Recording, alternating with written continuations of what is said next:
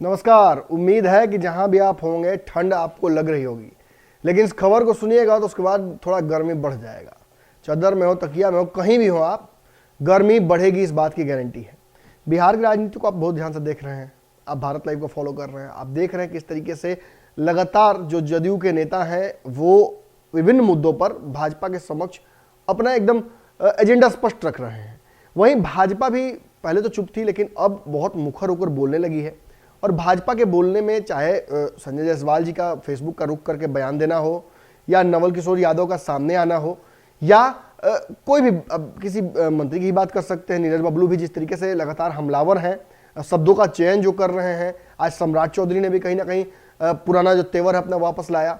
इन सब का एक बात कहीं ना कहीं मिल जा रहा है भाजपा के नेताओं का, कि वो ये स्पष्ट कर दे रहे हैं कि अगर दबाव बनाया जाएगा कि भाजपा के पास विकल्प चूंकि बिहार में नहीं है, अगर नीतीश कुमार चाहे तो आज वो राज्य सरकार बना सकते हैं, मांझी मुकेश सहनी के पास ऑफर है, कई बार वो एनडीए छोड़कर भी गए हैं, फिर आए हैं, तो उनके पास ऑप्शन है। लेकिन भाजपा किसके साथ जाएगी? भाजपा के साथ तो बिहार में ऑप्शन नहीं है। अगर चिराग पासवान को अपने साथ कर भी लेती है तो चिराग के कितने विधायक हैं? क्या इससे होने जा रहा है? इन सब को अगर एक मुश्त आप देखते हैं तो ये एहसास कहीं ना कहीं हो जाता है कि भाजपा के पास ऑप्शंस नहीं है, और शायद भाजपा इसलिए अब तक चुप थी। लेकिन भाजपा अब अग्रेसिव क्यों हो गई है? भाजपा इसलिए अग्रेसिव हो गई है क्योंकि उत्तर प्रदेश चुनाव को लेकर दबाव बनाने की कोशिश वीआईपी और जदयू लगातार कर रही है। ऐसी स्थिति में कहीं ना कहीं स्पष्ट तो ये भाजपा ने भी कर दिया है कि वो उत्तर प्रदेश में अपने साथ किसी को लेकर चलने वाली नहीं है बिहार के दलों की। अब मुकेश सहनी, जदयू, इनको फैसला करना है कि वो साथ रहेंगे या चुनाव लड़ेंगे या नहीं लड़ेंगे, क्योंकि बिहार में जो सरकार है उस पर भी कहीं ना कहीं तलवार लटकी हुई है। और अगर उत्तर प्रदेश में आप जाते हैं तो योगी के खिलाफ अगर प्रत्याशी उतारते हैं जदयू भाजपा के लोग, तो इससे भी परेशानियां योगी की बढ़ेंगी। यहां तक कि सीधे तौर पर धमकी दे दी गई है अजय निषाद के द्वारा कि जेल में डाल दिया जाएगा अगर उत्तर प्रदेश चुनाव लड़ने की बात करिएगा तो। मतलब सीधे तौर पर मुकेश सहनी को धमकी दी जा चुकी है कि वो चुनाव लड़ेंगे तो उसका खामियाजा उन्हें बहुत कुछ खोकर भुगतना पड़ेगा। मंत्री पद से इस्तीफा दिया जाएगा या हटा दिया जाएगा, एमएलसी द्वारा नहीं बनाया जाएगा, इनकी पार्टी के विधायकों को तोड़ लिया जाएगा, इनके ऊपर रेड कराया जाएगा, इनको जेल तक भेजने की बात की जा रही है। और इन सब के बीच अब मुकेश सहनी मुखर हो गए हैं। मुकेश सहनी लगातार हमारे चैनल पर भी बोल रहे हैं, अन्य चैनलों पर भी बोल रहे हैं। थोड़ी देर पहले किसी एक चैनल पर बात भी वो कर रहे थे, तो बहुत आराम से उन्होंने ये बात कह दी कि लालू यादव को मानते हैं वो, जो कि हमारे चैनल पर भी उन्होंने कहा है, लेकिन तेजस्वी से उन्हें अब कोई परहेज नहीं है। एक समय था जब तेजस्वी यादव ने जो वादा किया था वो पूरा नहीं किया, इस वजह से वो अलग हो गए। लेकिन अब तेजस्वी यादव के पास कुछ ऑप्शंस हैं।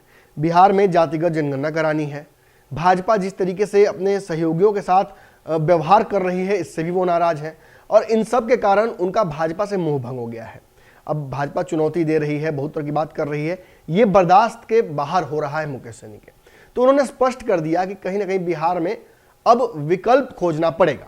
वहीं मांझी जी की तरफ आप बढ़िए। मांझी जी के प्रवक्ता दानिश रिजवान शराबबंदी को लेकर भले ही बहुत मुखर रहे हों, लेकिन भाजपा नेताओं को सीधे तौर पर जो इन शब्दों का वो प्रयोग करते हैं वो तो हम बता भी नहीं सकते हैं, लेकिन इतना हमलावर जब वो हो जा रहे हैं तो ये एहसास कराता है कहीं ना कहीं कि भाजपा से दूरी मांझी जी की बहुत ज़्यादा है। आप पिछले अगर बयानों की श्रृंखलाओं को देखते हैं, चाहे जो वैक्सीन है कोरोना की उसके सर्टिफिकेट पे प्रधानमंत्री की जो तस्वीर थी उसको लेकर, या आरक्षण की स्थिति को लेकर, या जातिगत जनगणना को लेकर, विशेष राज्य को लेकर, मांझी जी लगातार भाजपा से नाराज चल रहे हैं।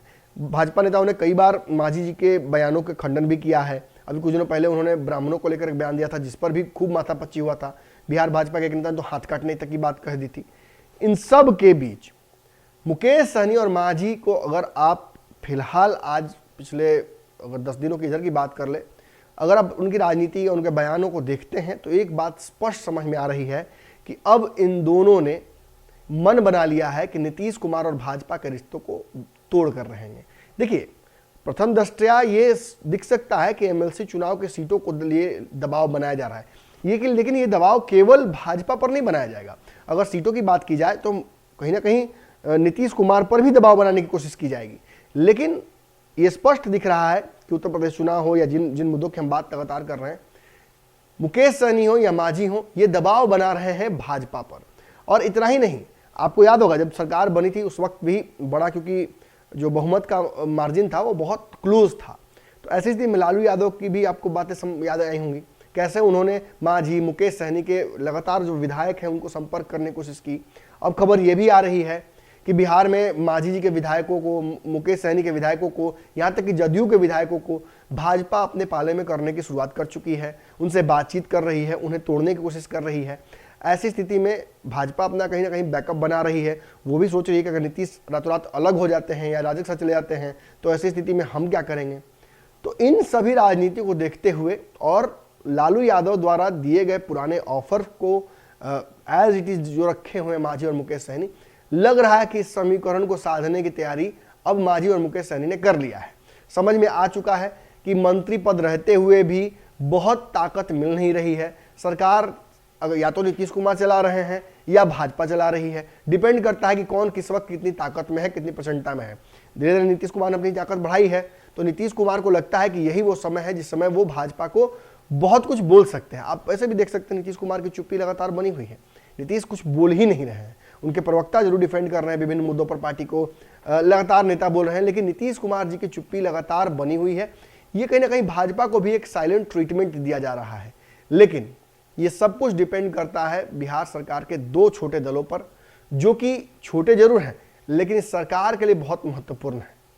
भाजपा ने जिस तरीके से मुकेश सहनी को कॉर्नर किया, उन्हें लगातार ये चुनौती दे रही है कि आप आइए उत्तर प्रदेश में चुनाव लड़िए, हम आपके साथ बिहार में उसका बदला लेंगे। ऐसी स्थिति में ये स्पष्ट दिख रहा है धरातल से, अब आप अगर दूर देखते हैं क्षितिज की तरह तो साफ वहां तस्वीरें रेखांकित हो रही हैं किसी इंद्रधनुष की तरह, कि अब मांझी और मुकेश सहनी ने तय कर लिया है कि नीतीश कुमार और भाजपा, चाहे नीतीश कुमार जी ने तय किया हो या नहीं किया हो, बिहार में एक बहुत बड़ा धड़ा है जो ये मानकर चल रहा है कि नीतीश कुमार अब अलग हो जाएंगे, नीतीश कुमार भाजपा से अपने आप को अलग कर लेंगे। लेकिन कहीं ना कहीं एक बड़ा धड़ा ऐसा है जो मानता है कि ये सब कुछ प्रेशर पॉलिटिक्स है। लेकिन अगर आप दूसरी तरफ आते हैं और देखते हैं मांझी मुकेश सहनी के बयानों को और उनके तेवर को, तो यह स्पष्ट समझ में आ जा रहा है कि इन दोनों ने मन बना लिया है कि किसी भी तरीके से नीतीश कुमार को मनाकर भाजपा से अलग कर लें, ताकि आने वाले समय में अपनी शर्तों पर, क्योंकि आपको याद होगा मांझी और मुकेश सहनी दोनों का लॉटरी लग सकता है। अगर राजद सरकार बनाने के लिए नीतीश कुमार तैयार हो राजद के साथ, तो ऐसी स्थिति में मंत्रिपरिषद भी बढ़ सकता है, एमएलसी की सीटें बढ़ सकती हैं, ताकत बढ़ सकती है, बहुत सारे एजेंडों पर मुहर लग सकती है और जातिगत जनगणना या हो या फिर आरक्षण की बात हो, इन सब पर दबाव बनाया जा सकता है। तो इन सब को लेकर कहीं ना कहीं मन बना लिया है मांझी और मुकेश सहनी ने कि वो मौजूदा जो गठबंधन है उसको तोड़कर ही रहेंगे। अब देखना होगा कि क्या आखिर होता है, क्या इन दोनों की मंशा चलती है या इस समीकरण के इतर नीतीश और भाजपा एक दूसरे के साथ लगातार बने रहते हैं। अगर ये वीडियो पसंद आई और वह बिहार के राजनीति और बिहारियत से सरोकार रखेनी तो सब्सक्राइब बटन दबा के चैनल के सब्सक्राइब कर ली। ओजे एगो घंटी बा, ओकरा बटन दबा देला से कुल सटीक और मारक खबर रुआ मुफ्त में मिल जाई। अगर रुआ पत्रकारिता के हमनी के नया प्रयोग में सहयोग कर चाहतानी तो ज्वाइन बटन दबा दी। पेटीएम नंबर नोट कर ली 9386816700। धन्यवाद।